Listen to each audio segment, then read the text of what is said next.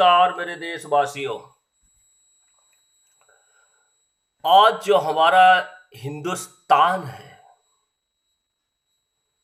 कितनी आए दिन मुसीबत होती है।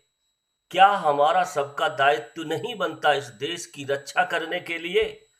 क्या हमारे पुलिस का ही जिम्मा है इस भारत को सुख और शांति से बनाने के लिए?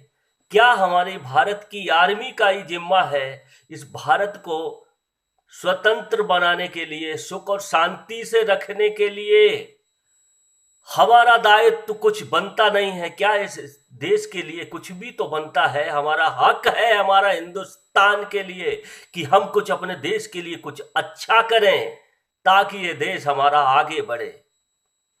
आज सारी दुनिया विपत्ति के दिन मुसीबतों से जूझ रहा है एक कोरोना की वजह से। ये चीन की ऐसी चाल है, उस विधाता ने ऐसा मुंह तोड़ जवाब दिया है उस चीन को। मेरे देशवासियों, उस चीन ने पूरे भारत के अंदर एक सुई से लेकर धागा तक पूरे भारत को इस तरह से जकड़ रखा था, इकोनॉमी हमारी खराब बर्बाद करने के लिए कि हिंदुस्तान को ये एक आइटम बम की तरह, जीडीपी हमारी गिराने के लिए ये एक आइटम बम की तरह उसने पूरे भारत में फैल गया था। और हमारे कुछ भारत के कुछ बुद्धिजीव इंसान हैं, उनकी वजह से ये हिंदुस्तान के अंदर उसने ऐसे पैर पसारे, घर घर गली गली शहर शहर गांव गांव हर जगह चीन का प्रोडक्ट बिकने लगा, क्योंकि हम चीन पे निर्भर हो गए थे। तभी एक प्रभु ने, बोले शंकर ने तीसरी आंख खोली। मेरे देशवासियों, ऐसा कोरोना में उसको जकड़ा कि पूरे विश्व से उसको कुत्ते की तरह धुतकार दिया। आज हमारे देश का बचाव और रख रखाव हमारे भोले शंकर प्रभु, जिन्होंने ये सारी मुसीबत से हमें फिर दोबारा जीने का हक दिया है। इस कोरोना ने हमें इतने मौके दिए हैं मेरे देशवासियों। एक तो हम चीन की प्रोडक्ट से छुटकारा पा सकते हैं, यहीं से हम चीन का छुटकारा पा सकते हैं। मेरे देशवासियों, हम आज शपथ लेते हैं कि कभी भी कोई भी चीज चीन की खरीदेंगे नहीं। मेरे देशवासियों, ये चीन एक बर्बादी है और आईएसआई का ये एजेंट है। इससे आईएसआईएस ये मिलके दोनों ही षड्यंत्र रचा था भारत के अंदर।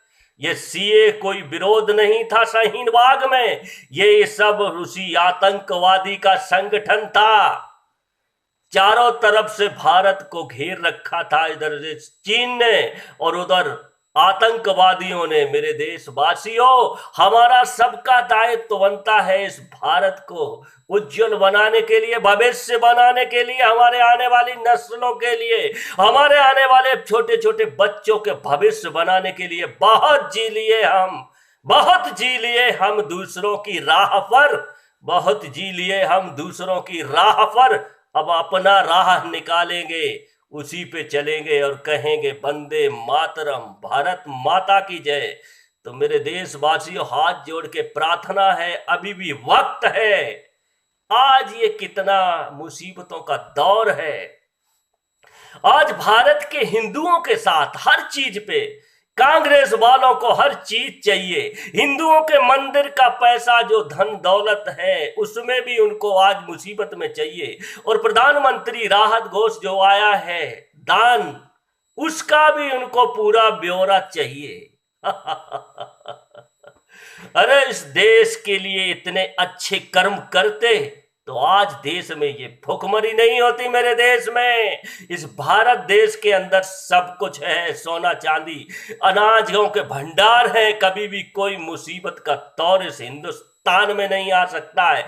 अगर यही 70 साल से अच्छी सोच और अच्छे दिमाग से देश को चलाते तो आज ये कोरोना जैसी महामारी से हमारे इस हिंदुस्तान के बाल भी नहीं उखाड़ सकता ये कोरोना। मगर मेरे देशवासियों, इस देश की इतनी दुर्दशा की है, आज आंखें खुल जाती हैं जब कभी भी कुछ उठा के पढ़ता हूं किताब को। आज मेरे 90 करोड़ मेरे देशवासियों हिंदू, हाथ जोड़ के प्रार्थना है, बहुत अच्छा किया जो इस देश का प्रधानमंत्री चुन के भेजा। अरे हमने वोट दिया था, हमने वोट दिया था मोदी जी को, तब उस सिंहासन पर बिठाया था हम लोगों ने, मगर इन कांग्रेसियों ने इतनी गंदी गंदी गाली, 56 प्रकार की गाली, मगर हमारे प्रधानमंत्री जी डटे रहे। सब गालियों का उन्होंने फूलों की तरह स्वागत किया। वो भी एक इंसान है, वो भी एक इंसान है, उनकी भी रगों में खून दौड़ता है, पानी नहीं दौड़ता है। मगर इन लोगों ने तो सारी हदें पार कर दी, क्योंकि ये भारत देश किसी के बाप की बपौती नहीं है। हर किसी का इस देश पे अधिकार है। अभी तो सिर्फ एक चाय वाला आया, इतने कूद पड़े। अभी तो सिर्फ एक चाय वाला है, उसी को नहीं पचा सके। आने वाले समय में एक चौकीदार भी बैठेगा इस सिंहासन पर। आने वाले समय में एक चौकीदार भी बैठेगा इस भारत के सिंहासन पर। ये अपने दिमाग से निकाल दो कि हम ही दादा परदादा नाती पोता, जिनको बात करने का तमीज भी नहीं है, वो भी देश को चलाने की सोच रहे हैं। इस देश में हर किसी का हक है, अधिकार है जीने का और सिंहासन पे बैठने का। इसमें किसी का हस्ताक्षर नहीं हुआ है कि अच्छे अच्छे घरों के राजा महाराजाओं के ही बच्चे बैठेंगे। अभी तो सिर्फ चाय वाला आया है, वो ही पचा नहीं पा रहे हो। आने वाले समय में एक चौकीदार भी बैठेगा सिंहासन पर, क्योंकि इन लोगों से तो अच्छे पढ़े लिखे, ज्ञानी और बोलने वाले और चालने वाले, बात करने वाले एक चौकीदार में भी बुद्धि होती है।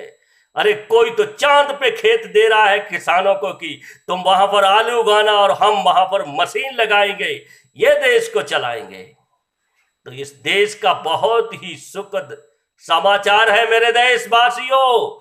आज ये मुसीबत का दौर है, तो कोई भी इलेक्शन नहीं होना चाहिए इस हिंदुस्तान के अंदर। जो भी सरकारें हैं, जहां भी सरकारें हैं, वही सरकारें रहना चाहिए। इस देश में वार वार ये इलेक्शन करा करा के देश का सत्यानाश कर दिया इन लोगों ने। इस देश में सिर्फ 5 साल का प्रधानमंत्री नहीं, 10 साल का प्रधानमंत्री होना चाहिए इस देश का। यह संविधान बनाना चाहिए, मगर इस देश में 5 साल बाद इलेक्शन होते हैं, करोड़ों की संपत्ति में आग लगती है इस हिंदुस्तान की। हम गरीबों के जैसे लोगों का, गरीबों का पसीना, खून पसीना बहाते हैं, वो मेहनत और लगन से कमाते हैं, उन्हीं के पैसे पर ये अय्याशी करते हैं बैठ के। ये 5 साल का प्रधानमंत्री नहीं, 10 साल का प्रधानमंत्री होना चाहिए इस हिंदुस्तान का। तभी कुछ उगा सकते हो, अच्छी जिंदगियों को सपने देख सकते हो। नहीं तो आए दिन यही फैलता रहेगा। ये चीन के लिए ये बहुत बड़ा कोरोना है। ये चीन, तेरा तो अंत होना था बेटे। चीन वालों, चाउमीन वालों, कुत्तों की मौत मरोगे, दूसरों का बुरा करने वाले। विधाता एक दिन तेरा वंश ही खत्म कर देगा। ये ऐलान है जंग महाकाल का। क्या मिला तेरे को इस कोरोना को फैलाने से? अरे उसी टाइम चाहता तो ये कोरोना बच जाता मेरे देशवासियों, मगर इसने आइटम बम बना के पूरे विश्व को नीचा दिखाने के लिए और अपना वजूद बनाने के लिए इसने सब कुछ तहस नहस कर दिया, पूरा विश्व को तबाह कर दिया है। जितना भी खर्चा हुआ है, जितनी भी मुसीबत हुई है, सारी इसी से, चीन चाउमीन से वसूलना चाहिए मेरे देशवासियों। आज हमारे देश का बहुत ही अच्छा सुखद समाचार है, क्योंकि हमारे नरेंद्र मोदी जी प्रधानमंत्री है, इसलिए इस देश की सुख और शांति है। नहीं तो बुद्धिजीवों ने ऐसे षड्यंत्र रचे थे इस देश को तबाह करने के लिए, इस देश को मुस्लिम कंट्री करने के लिए। मगर आज भगवान राम और महाकाल की तीसरी आंख खुल गई है मेरे देश को बचाने के लिए। लाख मुद्दई लाख बुरा चाहे, मगर कुछ नहीं कर सकता। वही होगा जो महाकाल चाहेंगे, क्योंकि इस देश का बहुत ही सुखद है मेरे भाइयों। ये पूरा ब्रह्मांड, ये सृष्टि, पूरा संसार उसी पर टिका है। जब तक सनातन धर्म जिंदा है, तब तक ये पूरा विश्व टिका है। और जिस दिन सनातन धर्म खत्म, उसी दिन ये सृष्टि खत्म। ये ऐलान करता हूं मैं, ये ऐलान करता है एक क्षत्रिय, जिस दिन सनातन धर्म खत्म उसी दिन पूरा विश्व खत्म।